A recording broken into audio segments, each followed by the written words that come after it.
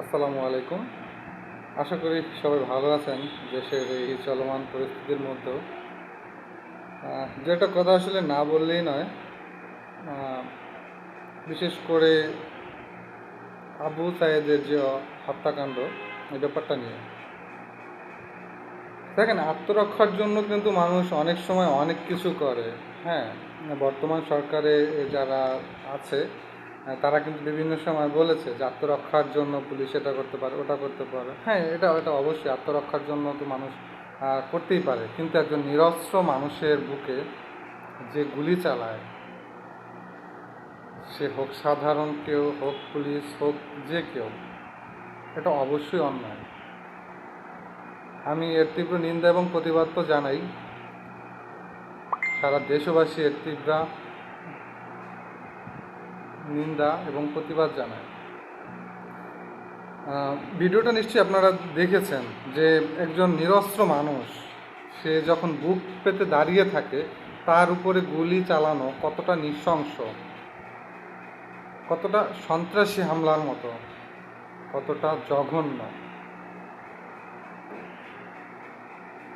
বিচার ব্যবস্থার প্রতি আমি শ্রদ্ধাশীল, দেশবাসী সবাই শ্রদ্ধাশীল এবং তারা ভরসা শ্রদ্ধা রাখতে চায়, আমিও রাখতে চাই।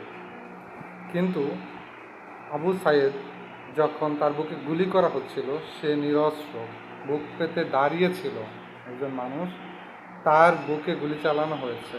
এমন যদি হতো সে লাঠি নিয়ে কিংবা কোনো ধরনের অস্ত্র নিয়ে সে পুলিশের দিকে তেড়ে যাচ্ছিল, ওই সময় তাকে গুলি করা হয়েছে, সেটা হয়তো একটা পর্যায়ের মধ্যে পড়তো।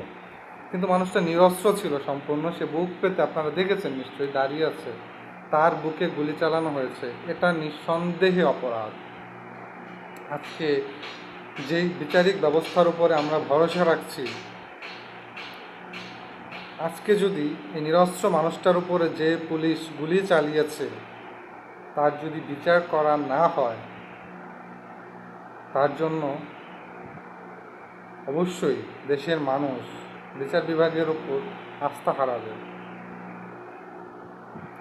কেননা মানুষ অন্যায় তো প্রতিদিন সহ্য করবে না, একদিন দুই দিন, কিন্তু নির্যাতনের মাত্রা যখন চরম থেকে চরম পর্যায়ে পৌঁছে যাবে, সে প্রতিবাদ করতে অবশ্যই বাধ্য হবে।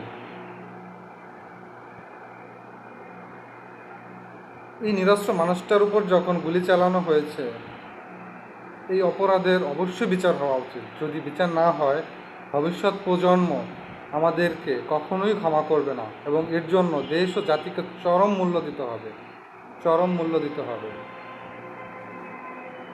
আমি চাই